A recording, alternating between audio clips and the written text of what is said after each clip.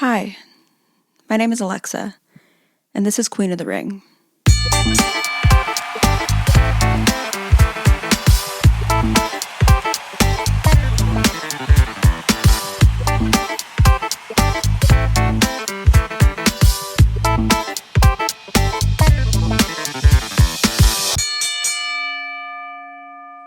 The Honolulu Advertiser, 1947. True sports fans could not be induced to witness this debased type of entertainment. Only those with jaded and vulgar appetites could gain pleasure from watching two women maul, bite, pull hair, and in general conduct themselves in a savage and degrading manner. The Pittsburgh Press, 1953. We outlawed cockfights, but we allow these jackasses to debase themselves? It's a disgrace to womanhood, and we should outlaw the whole mess. All wrestling is fake, but women wrestling is injuring the morals of teenagers. Those were some quotes by some citizens, representatives, senators, and in general men that were opposing women's wrestling and wanting to make it illegal and ban it throughout the country. And what is it about women in combat sports that has the effect on people of like a dog riding a bike? Men tend to be more than surprised to be confronted with a woman that may have a similar degree of strength as them. And maybe that's because throughout many cultures in history, we value femininity that is centralized in caretaking, emotionality, some would say docility. And our bodies, all of our bodies, become a site of gender coding at one time. It seems throughout history, men have been obsessed with women being the, quote, fairer sex, and the idea of protecting women is historical, it's religious, it's social, it's everything. But what is womanhood really? And why do men, if they're protecting it, want to control that narrative of what it really is? There is no one womanhood, and we know that. There's a million experiences, and it seems like there's a theme consistent with men wanting to, quote, like, keep women looking like women. I feel like I've heard that so many times throughout my life in many different circumstances. But there is no one way to be feminine. There are billions of ways to be feminine and to express femininity. But throughout history, there are so many examples of men going to such lengths to keep women, quote, in their place. And maybe that's to not cause their own distress. But I want to talk about that in the form of banning women's wrestling, which seemed like the goal of many men throughout history. They decided that combat women fighters were the absolute emblem of the thing they wanted to take down, because I guess they represented everything they didn't want women to be. Strong, very talented at something, and could fucking kick your ass. I'm not sure. Because women's wrestling was banned in many states all over the US for decades and decades, and it was a state-level concern. So it would vary over time and place throughout states. And I'm going to be focusing mostly on the US because that's where I got most of my information. I would love to go outside of it. I'm going to be focusing a little bit on Europe, but that's where it's going to really, the expansion begins and ends. But I would love to go into the details on other countries because I know Mexico City has an incredible history of a 30-year-long ban that was, that kind of created this not black market, but for lack of a better word, black market for women's wrestling that still took place at that time. But a quick run through of North America wrestling bans throughout history. California established a ban in 1944, Michigan 1939, Pennsylvania the 1940s, Hawaii 1947, Calgary, Alberta, Canada 1933, Winnipeg, Toronto, Quebec City the same year, Mexico City 1951, and there's so many more to go through. but that would be a very annoying list. There is a particularly in-depth and ridiculous history with New York, so a lot of what I'm going to be focusing on will be centralized there. The New York State Athletic Commission has a very long history of gender-based discrimination and not allowing women fighters to make a living by practicing their trade. And I'm going to be taking you on a kind of weird journey through a lot of spaces and time, and it's going to take strange turns, but I hope that if someone's listening, you'll follow along with me.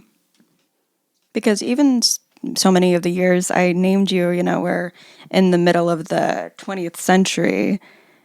Just 5 years ago in 2016, at a wrestling match in New York, it was an intergender match that was taking place between the wrestlers Jesse Brooks and Mark House. An intergender wrestling match is just when a man and a woman wrestle each other. The fight was randomly and abruptly ordered to halt to a stop by a member of the New York State Athletic Commission, who I recently mentioned, who was under the impression in 2016 that intergender wrestling was illegal. He was very wrong and had his combat sports mixed up because that's boxing and not wrestling.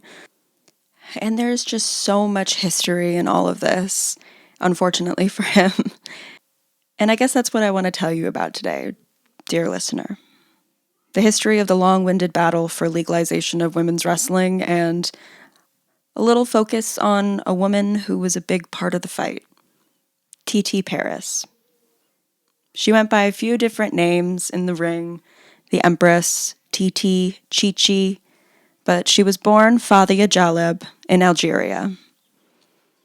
Her father, Bouhik, was an Algerian soldier in the French army, which is also known as a Spahi, who were usually groups of indigenous Algerians that were recruited as cavalry for France.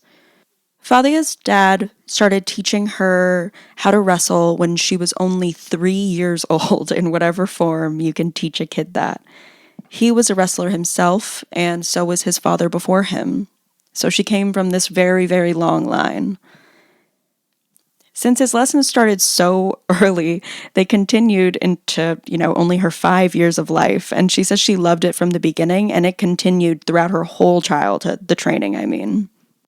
Her training was so in-depth that she started incorporating knife combat, possibly Krav Maga, when she was only 10 years old.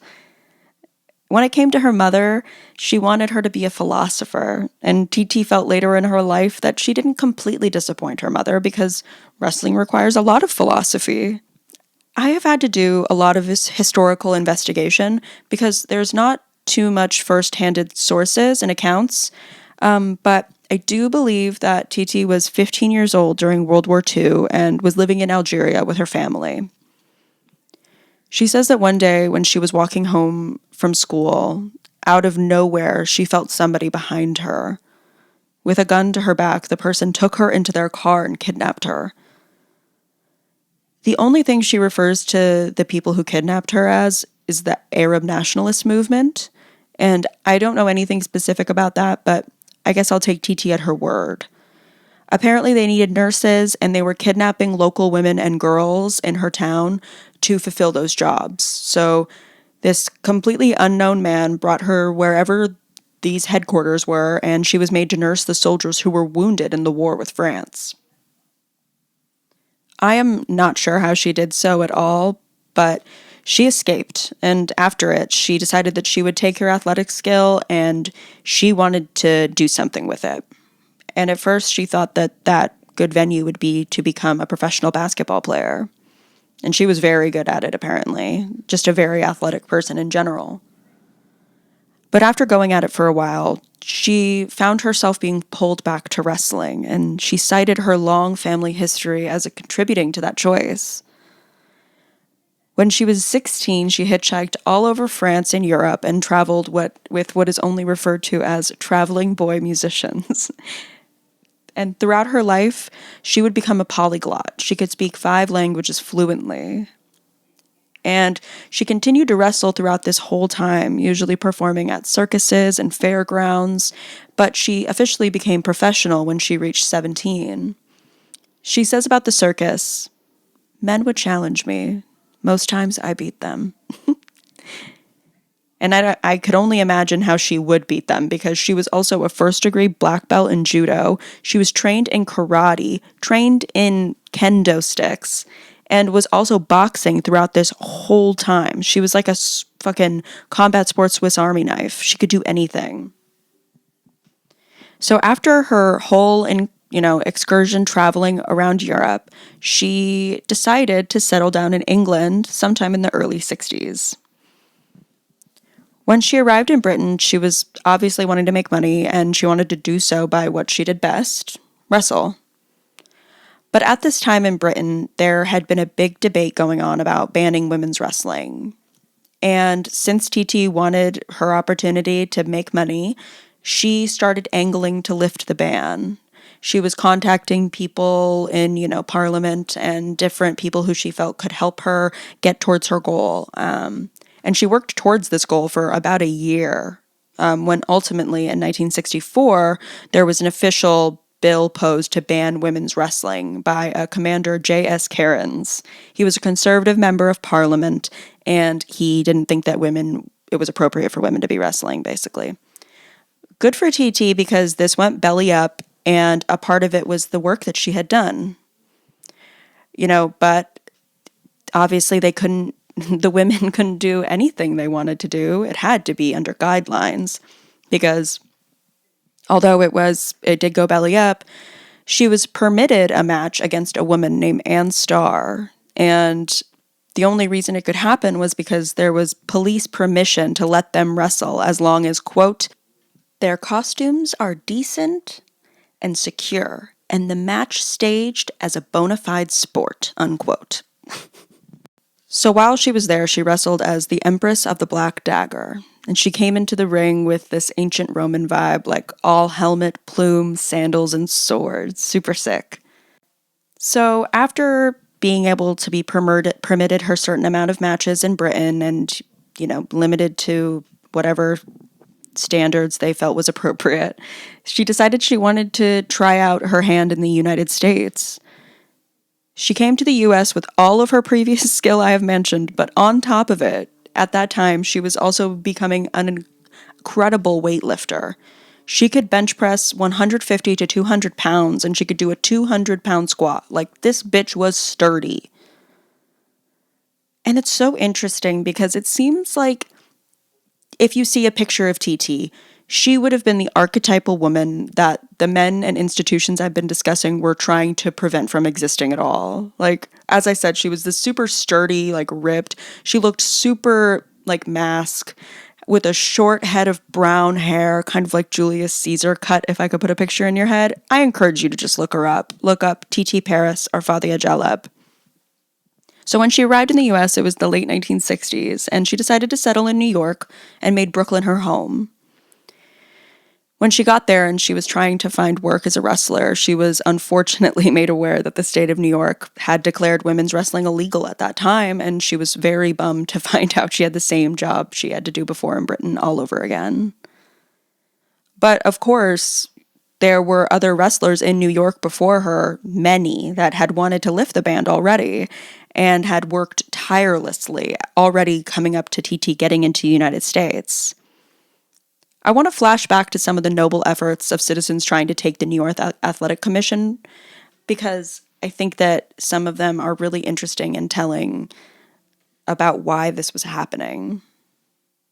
To quote the oral history of women's fighters licensing, the denial of a license meant the denial of legitimacy, the denial of opportunity, and the denial of employment. It's just something to keep in mind as I tell you about all of these times that women were, slammed doors in their face. One of the first on record came for boxers. And yes, women had been fighting, wrestling and boxing matches for years on circus, vaudeville, and burlesque stages. But obtaining your own license could be a way to bypass that middleman and be able to support yourself in a way that could possibly be unimaginable for many women during the 30s and any time, I feel like, in history. Emma Maitland was a boxer whose heyday was in the 20s and the 30s. She was Black, and like so many other performers, she took her skills to Europe in hopes to get work away from the racist United States she was born in. Of course, Europe is racist too, but you know what I'm saying. She was a dancer, so she danced at the Moulin Rouge in Paris, and she was also once deemed the lightweight boxing champion of the world and was earning up to $500 a night. When Emma came back to the US, she did so with another boxer, Aurelia Wheeldon. She has a very similar story to Emma's. She performed at the same Black dance troupe, and they were even trained by the same boxer, Jack Taylor. When the two of them got into New York, they both attempted to apply for a license to fight a French boxer named Jean Lama in 1927. Commission for the first time now went on record for being opposed to women's boxers, managers, and wrestlers, because they were denied by the New York State Athletic Commission. Although, I'm pretty sure they did get their license in another state, because for a while they were known as the only two licensed women boxers in all of the USA. In July of 1934, Vera DeGrasse applied for and was refused a state boxing manager's license in New York. So at this time, they were not even allowing women the ability to be associated in boxing or combat sports. And to set the stage, this is right around the time that, World War II began and ended, and there was this economic boom in the United States, and women started attending the local armories and fairs where wrestling matches were happening in numbers that hadn't been seen previously. Women were writing into wrestling fan columns and in newspapers asking where they could attend matches, and some were asking why women's wrestling was banned in their state because they wanted to do it themselves. There was a sense of freedom that had been allowed for the, quote, fairer sex at this time. After the war was over, the empowerment triggered like a type of inertia, a tidal wave that carried women into different spaces they hadn't entered before. To jump forward a decade or two, Ethel Whitehead, a woman wrestler in 1964, attempted to use the Civil Rights Act that was put in place just very recently, but she failed. Quote, the decision of the court sided with the New York State Athletic Commission, citing that the commission had the sole right to deny anyone a wrestler's license that they deemed unfit to compete in such a manner, which is just so interesting that they take the words of people who are not the ones fighting themselves, are not fighters themselves, and deny the word of the person who is actually the wrestler and knows their body and lives in their body. It's very strange. After her, a former wrestler, now promoter, Pedro Martinez, decided to advocate for women wrestlers, and he not only took his argument to the commission, but he also took it to Senator Robert Kennedy. He argued that this was in violation of women's civil rights, and he also was trying to say that the ban was affecting his promotion based in New York economically. The ban eliminates half the population who could be wrestling for him, and he wanted it to be able to be lifted so he could employ women wrestlers. It ended up that Robert Kennedy couldn't do fucking anything for him, and he failed in his quest. But I think is a notable quest as one of the only men who tried to fight for women's wrestling. That same year, 1964, a Cuban wrestler named Sylvia Calzadilla, who applied for a wrestling license, was subsequently denied by the commission, and she swiftly took their asses to court. She came prepared like nobody else had. She had statements from men wrestlers, police officers, commissions from other states that had already legalized women's wrestling, and all of these supporters just confirming her point. Women are in no extra danger in the ring than men. She was still denied. Next was Betty Nicoli, a successful grappler from the Midwest regions. She involved the press and received a whole lot of publicity, having people supporting her case, and it was a really big fucking deal. In October 1970, I guess when someone is challenging, like, the constitutionality of something, you can be subject to a 3-judge hearing, which Betty did. And I guess that 3-judge hearing was made of Catholic priests asking the consistent question of this episode, I guess, which was, you look like a pretty young lady. Why do you want to do a man's sport? Why do you want to fight men? And after they called in to go into a next business day, They never returned to the topic. The recorded minutes are literally nowhere to be found. They are all marked blank. So it's most likely they attempted to sweep it under the rug and forget about it all. Back to Titi. She just got to New York, baby. The big appy. Through 1971 and 1972, Titi sent letters to whoever the fuck she could, hoping to see if anyone could help her. She contacted the National Organization of Women, the New York State Athletic Commission directly, congressmen and women, the state assembly, and celebrities. She got back responses from different organizations that saying that already what we know, because of the Civil Rights Act, she has a case, and that the commission would hear what she had to say. And Titi prepared herself very well for what they were throwing at her, and she started a commission, getting together all she could in hopes to lift the ban. During this time, very, very notably, the biggest fight took place in 1971. The boxing match between Muhammad Ali and Joe Frazier was deemed the match of the century, and it's still discussed today in detail. The match created a lot of buzz around combat sports and created an excitement that could be propelled. Like Rocky had not come out yet for a cultural touchstone. That would be made 5 years later. So the fight started a big interest in these types of sports. And directly after this, the federal government passed Title IX, stating that there could be no sex-based discrimination in any federally funded program. And shortly after, women were allowed to seek employment in New York State as wrestlers on a federal level. Unfortunately, that didn't cease the job entirely because she still had to work around the Athletic Commission because they adhered to New York State laws. I know that can be a little bit confusing, but the precedent was set. This federal decision would eventually have to make an effect on these state laws, right? That's at least what many people, including Titi, was hoping. So as Titi's trying to create her commission, she's getting the attention of some very well-connected and famous folks. One person she received help from was named Rosalind Drexler. She was a wrestler formerly known as Rosa Carlo in the ring, and she wrestled people like Mae Young in the early 50s in the Southern Territories. She became a very popular pop artist later in life, and she won an Emmy for being a part of Lily Tomlin's first comedy special. So she was a very well-known lady, very successful, and she wrote in favor of legalizing women's wrestling in large media outlets, and specifically wrote in support of Titi.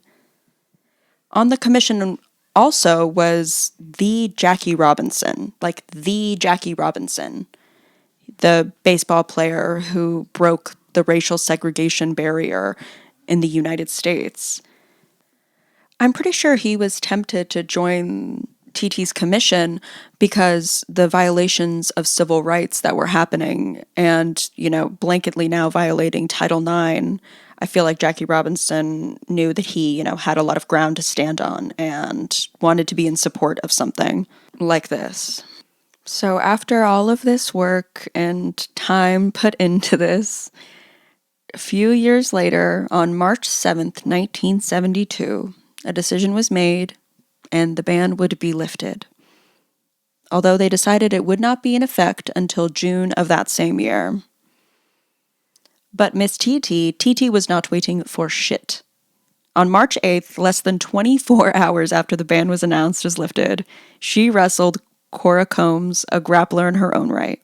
They did so at Gil Clancy's Telstar Boxing Gym, and it was the first women's match for the last 38 years in New York. But, unfortunately, if you look this up, there is a very good chance that you will see that the first women's match in New York was between the fabulous Moolah and a protege of hers, Vicky Williams, who would wrestle barefoot, by the way, just saying, kind of gross.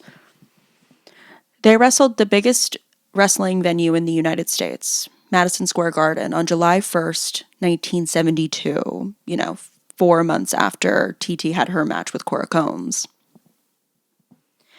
The fabulous Moolah is a very legendary women's wrestler who took after that mold that Mildred Burke had cast for lady grapplers years before her. Moolah is a very controversial character for many different reasons, and this can just add on top of those controversial things that she's done.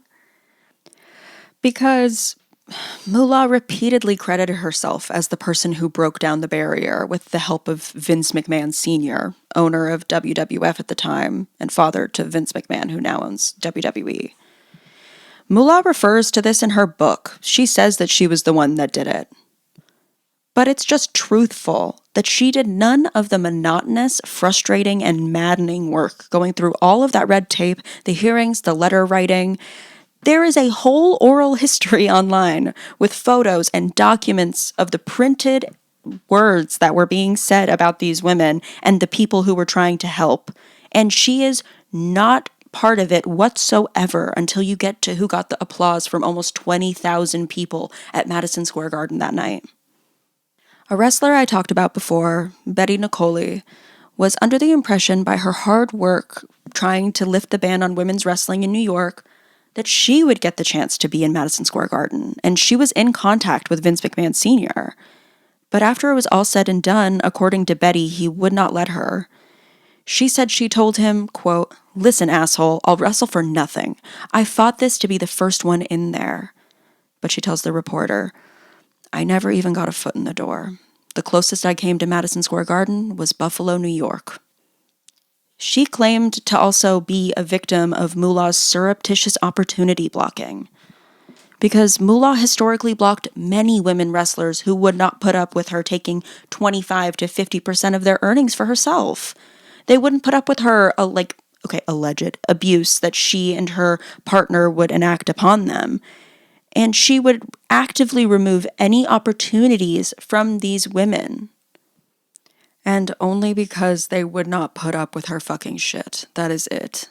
She created a lot of power in the wrestling world for herself, but she did not parcel any of that success into anyone else, and held people back who did not put up with her bullshit.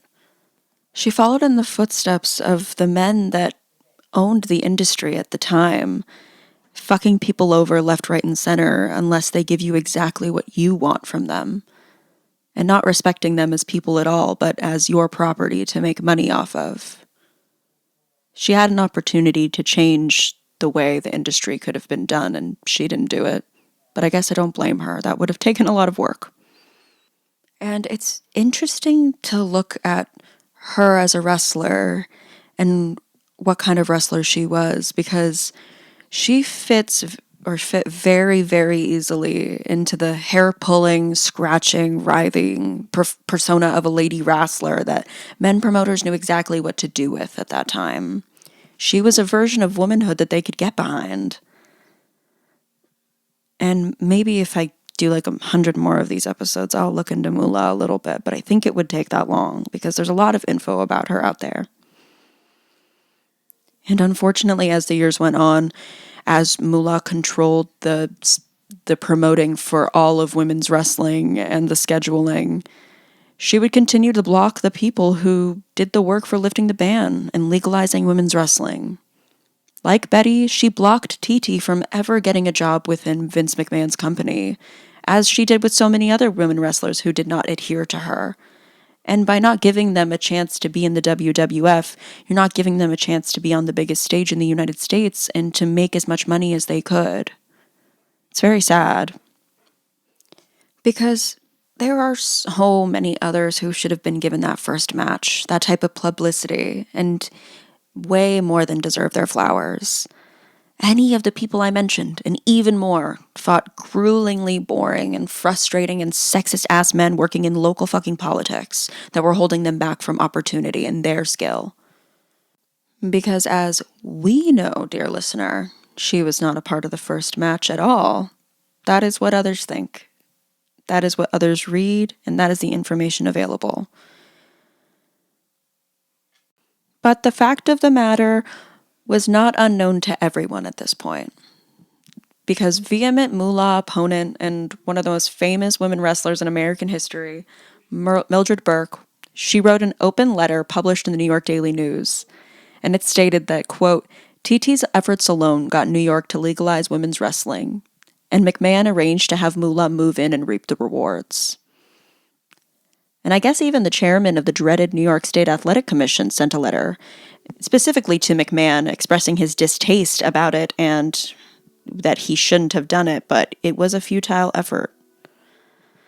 And I wish so badly that I could tell you that TT got a job with a better wrestling company or something like that, but there really isn't any information available about her past this, past what she did and past those matches, at least that I can find at this moment. I hope to find more one day, because I can't even find an obituary of her. But wherever she is, I hope she knows exactly what she did and how much she helped to legalize women's wrestling. And I hope all the other people who helped too know that. And now I guess you know that too. But I guess that's the end. And I just want to say thank you, TT. Thank you, Betty. Thank you, Emma, for letting me like wrestling as much as I do now. Thank you.